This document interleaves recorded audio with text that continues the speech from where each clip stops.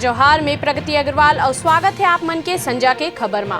चलो एक नजर डालथन देश विदेश और राज्य के 10 प्रमुख खबर में। झीरम कांड में मुखिया बघेल के बड़े गोट कहिस भारत सरकार कौन बात ला छिपाए ला चाहत है, ओमन षड्यंत्र के जांच काबर नहीं कराथे। कांग्रेस नेत्री के फंदा में लटकत मिलिस लाश, मौत के कारण के जांच में जुटिस पुलिस।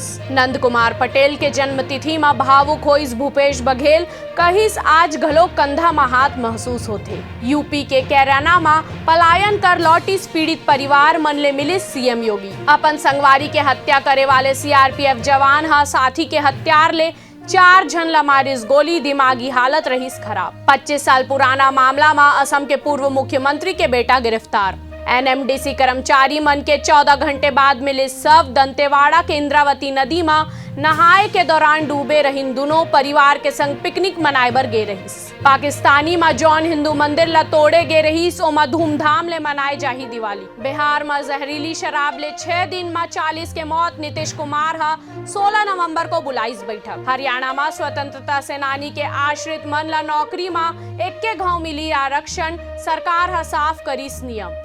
ऐसे ही तमाम जानकारी भर हमार चैनल ला लाइक और सब्सक्राइब करना ना भूलू और नोटिफिकेशन बार बेल आइकॉन ला जरूर दबाहू। देखत रहो न्यूज़ प्लस 21 आप मन के हल के बाद।